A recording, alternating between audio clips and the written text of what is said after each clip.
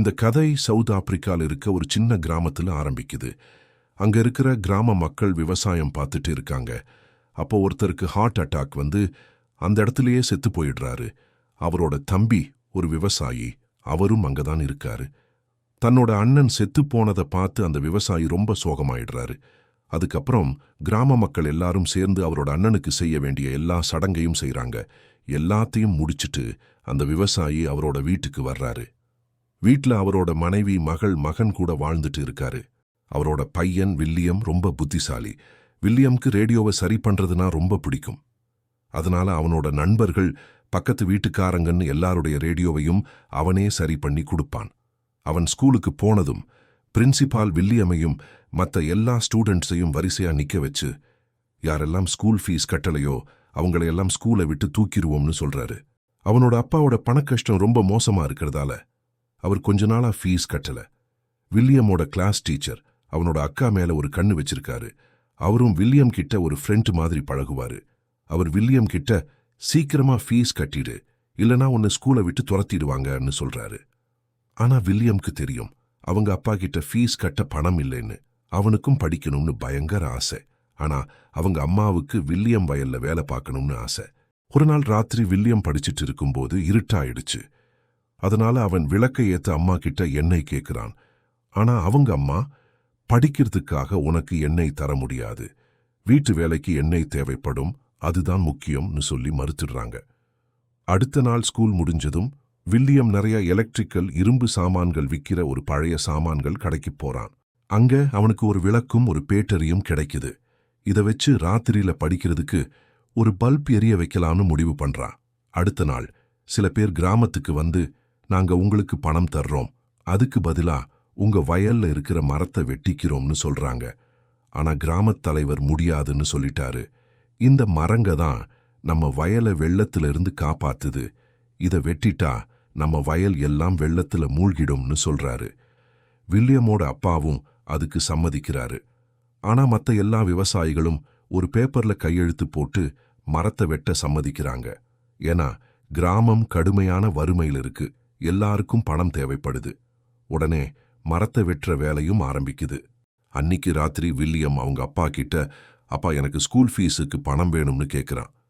ஆனா அவங்க அப்பா, மகனே என்கிட்ட இப்போ பணம் இல்லை, என்னால ஃபீஸ் கட்ட முடியாது, அறுவடை வரைக்கும் நீ பொறுத்துதான் ஆகணும், அப்போதான் என்கிட்ட பணம் வரும்னு சொல்றாரு. இதை கேட்டதும் வில்லியம் ரொம்ப அப்செட் ஆயிடுறான்.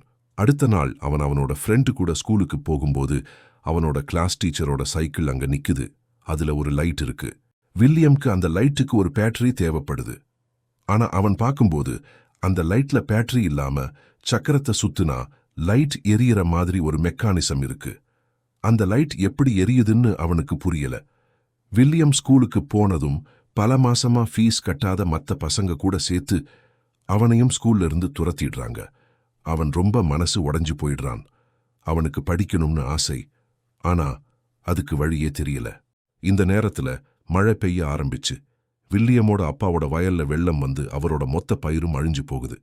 இதை பார்த்துட்டு அவங்க அப்பா ரொம்ப கவலைப்படுறாரு. ஏன்னா ரொம்ப நாளைக்கு தாக்கு பிடிக்கிற அளவுக்கு அவர்கிட்ட சாப்பாடு இல்லை. அதனால அவர் ஒரு ஃப்ரெண்டு கிட்ட போய் அவர்கிட்ட கொஞ்சம் பணம் இருக்கிறத சொல்றாரு. அந்த பணத்தை வச்சு தன்னோட வயலை வெள்ளத்திலிருந்து காப்பாத்த நினைக்கிறாரு. அப்போ அவரோட ஃப்ரெண்டு, சீக்கிரமே ஒரு வறட்சி வரப்போகுது, கேன்யால கூட வெள்ளம் வந்திருக்கு, இப்போ கையில இருக்கிற பணத்தை செலவு பண்ணாத, தேவைப்படுற நேரத்துல அது உதவும்னு சொல்றாரு. வில்லியமோட அப்பாவுக்கு அங்க எந்த உதவியும் கிடைக்கல. அதனால அவர் ஏமாற்றத்தோட திரும்பி வர்றாரு. சீக்கிரமே கோடை காலம் வருது, நிலமெல்லாம் காஞ்சு போயிருக்கு, வயலுக்கு பாய்ச்சறதுக்கு நல்ல தண்ணியோ கெட்ட தண்ணியோ எதுவுமே இல்ல. அப்போதான் வில்லியம் மறுபடியும் அந்த பழைய சாமான்கள் கடைக்கு போறான். அங்க அவனுக்கு 2 பேட்டரி கிடைக்குது. ஆனா அந்த பேட்டரிங்க சுத்தமா வேலை செய்யல. அதை எப்படியாவது சரி பண்ணி அவன் ஏற்கனவே கண்டுபிடிச்ச மோட்டார் பம்பை ஓட வச்சு கோடை காலத்திலையும் அவங்க அப்பா வயலுக்கு தண்ணி பாய்ச்சணும்னு நினைக்கிறான். அவன் யாருக்கும் தெரியாம ஸ்கூலுக்கு போறான். கிளாஸ் முடிஞ்சதும் அவனோட டீச்சர் கிட்ட போய், உங்க சைக்கிள்ல இருக்க லைட் எப்படி பேட்டரி இல்லாம எரியுதுன்னு கேட்கிறான். அதுக்கு டீச்சர், அதுக்கு பேரு டைனமோன்னு சொல்றாரு.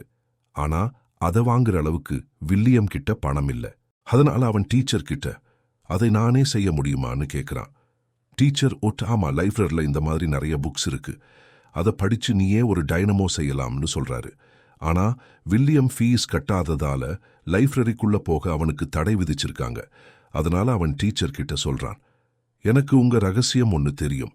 நீங்க எங்க அக்காவை பார்க்க தானே வர்றீங்க. இந்த ரகசியத்தை நான் வெளியே சொல்லாம இருக்கணும்னா எனக்கு லைப்ரரிக்குள்ள போக அனுமதி வாங்கி தரணும். டீச்சரும் சரின்னு சொல்லி வில்லியமை லைப்ரரியன் கிட்ட கூட்டிட்டு போய் அனுமதி வாங்கி தர்றாரு. லைப்ரரிக்குள்ள அவன் சுத்தி பார்க்கும்போது எனர்ஜி பத்தி நிறைய புத்தகங்கள் இருக்கிறத பார்க்கறான்.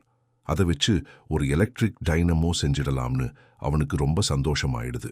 கொஞ்ச நாள் கழிச்சு ஜனாதிபதி கிராமத்துக்கு வராரு.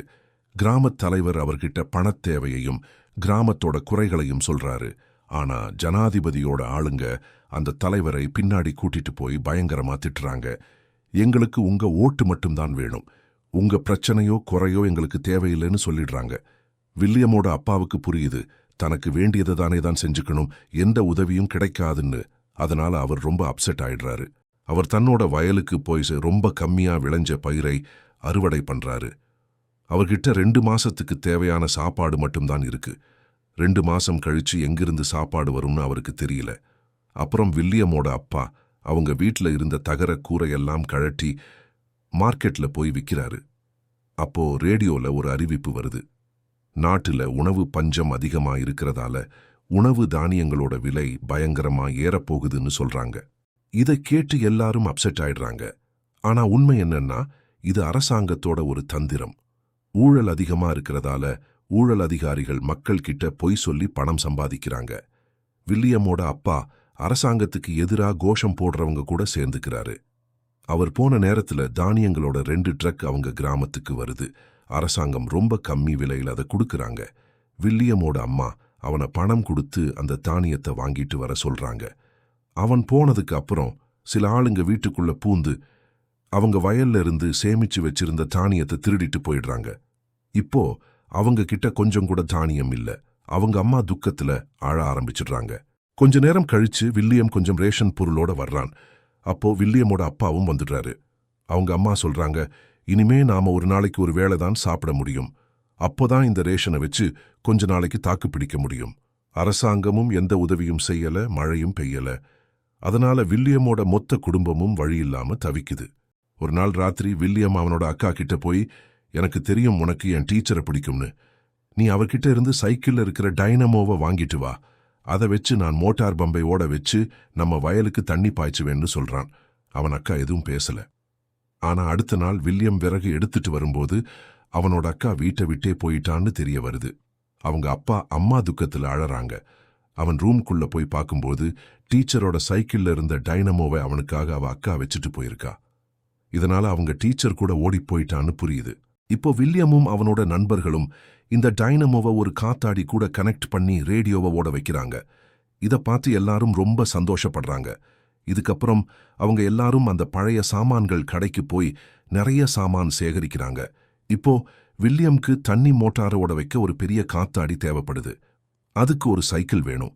அதனால அவன் அவங்க அப்பா கிட்ட போய் தன்னோட சின்ன காத்தாடியும் டைனமோவும் வச்சு எப்படி ரேடியோவோட வைக்கிறான்னு செஞ்சு காட்டுறான். ஆனா அவங்க அப்பாக்கு அது புரியல. அப்போ வில்லியம் சொல்றான், நான் ஒரு பெரிய காத்தாடி கட்ட போறேன், அது தண்ணி மோட்டார ஓட வைக்கும். அதனால நாம எல்லா சீசன்லயும் நம்ம வயலுக்கு தண்ணி பாய்ச்சலாம். ஆனா அதுக்கு எனக்கு உங்க சைக்கிள் வேணும். நீங்க அதை கொடுத்துட்டா உங்களால அதுல திரும்ப ஓட்ட முடியாது, ஏன்னா அதை வெட்ட வேண்டியிருக்கும். இதை கேட்டதும் வில்லியமோட அப்பாக்கு பயங்கர கோபம் வந்துருது. அவர் அந்த காத்தாடியை உடைச்சு போட்டுட்டு, நீ இந்த மாதிரி தேவையில்லாத வேலையெல்லாம் பார்க்கற, இனிமே நீயும் என் கூட வயல்ல தான் வேலை செய்யணும்னு சொல்றாரு. வில்லியம் கட்டாயப்படுத்தி அவங்க அப்பா கூட வயல்ல வேலை செய்ய வைக்கப்படுறான். இப்போ வில்லியமோட அப்பாவும் கிராமத்தில் இருக்கிற எல்லாரும் பசியால வாடுறாங்க. அவன் வீட்டுக்கு வரும்போது அவனோட நண்பர்கள் எல்லாம் ஊரை விட்டு போறத பார்க்கறான். அதனால அவன் அவங்க கிட்ட சொல்றான், நாம இங்கதான் இருக்கணும், நாம் ஒரு பெரிய காத்தாடி கட்டுவோம், அது நம்ம வயலுக்கு எல்லா காலத்திலையும் தண்ணி கொடுக்கும், நாம எல்லா காலத்திலையும் பயிர் வளர்க்கலாம். வில்லியம் தன்னோட நண்பர்களை எல்லாம் கூட்டிக்கிட்டு மறுபடியும் அவங்க அப்பா கிட்ட போறான். அவனும் அவனோட நண்பர்களும் வில்லியமோட அப்பா கிட்ட அவரோட சைக்கிளை கேட்குறாங்க. ஆனா அவர் அவங்கள திட்டி அனுப்பிடுறாரு. அப்பதான் வில்லியமோட பாட்டி இறந்து போயிடுறாங்க. அதனால அவங்க அம்மா ரொம்ப சோகமாயிடுறாங்க. வில்லியமோட நாயும் கொஞ்ச நாளா சாப்பிட எதுவும் இல்லாம பசியில செத்து போயிடுது. நாயோட சாவால வில்லியம் ரொம்ப உடைஞ்சு போய் அழறான். அப்போதான் அவங்க அப்பாவுக்கு புரியுது இதுக்கு ஒரு வழி கண்டுபிடிச்சே ஆகணும்னு.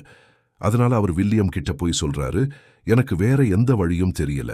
நீ ஒரு மோட்டாரை வச்சு தண்ணிய பாய்ச்ச முடியும்னு நினைச்சா உனக்கு தேவையான என் சைக்கிளை நீ எடுத்துக்கோ. அப்புறம் வில்லியம் அவங்க அப்பாவோட சைக்கிளை எடுத்து அதை வெட்டி காத்தாடியோட ஒரு பாகமா பயன்படுத்துறான்.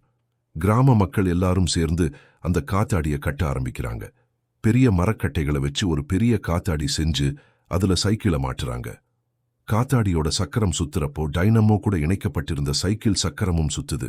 இந்த டைனமோவை வச்சு பேட்டரிய சார்ஜ் பண்ணணும்னு நினைக்கிறாங்க. எல்லாரும் வயல்ல வேலை செய்ய ஆரம்பிக்கிறாங்க. கொஞ்ச நேரத்துல பேட்டரி சார்ஜ் ஆகிடுது. கிணத்துக்குள்ள பைப் போடப்பட்டிருந்த தண்ணி மோட்டாரும் வேலை செய்ய ஆரம்பிக்குது. திடீர்னு வயல்ல வேலை செஞ்சுட்டு இருந்த மக்கள் வயலுக்குள்ள தண்ணி வர்றத பாக்குறாங்க. அவங்க சந்தோஷத்துக்கு அளவே இல்லை. அவங்களால அவங்க கண்ணையே நம்ப முடியல. இது யாருமே எதிர்பார்க்காத ஒரு வெற்றி. ஆனா வில்லியம் தன்னோட புத்திசாலித்தனம், நம்பிக்கை, கடின உழைப்பால இதை சாதிச்சுட்டான். வில்லியமோட அப்பா உணர்ச்சி வசப்பட்டு அவனை கட்டிப்பிடிச்சுக்கிறாரு. கொஞ்ச காலம் கழிச்சு வில்லியமோட அப்பா வயல்லையும் மத்த எல்லார் வயல்லையும் பயிர்கள் வளர ஆரம்பிச்சிருச்சு. அதாவது வில்லியமால இப்போ அவங்களால எந்த காலத்திலையும் பயிர் வளர்க்க முடியும். வில்லியம் மறுபடியும் அந்த காத்தாடி மேல ஏறி அங்க இருந்து கிராமத்தோட வயல் எல்லாம் பசுமையா இருக்கிறத பார்க்கறான். அது அவனுக்கு பெரிய சந்தோஷத்தை கொடுக்குது. சீக்கிரமே இந்த விஷயம் எல்லாருக்கும் தெரிய வருது. வில்லியமோட ஸ்கூலுக்கு இந்த விஷயம் தெரிஞ்சதும் அவனுக்கு வாழ்நாள் முழுக்க ஸ்காலர்ஷிப் கொடுக்கறாங்க. அதாவது அவன் இனிமே எந்த பணக்கஷ்டமும் இல்லாம ஸ்கூலுக்கு போகலாம்.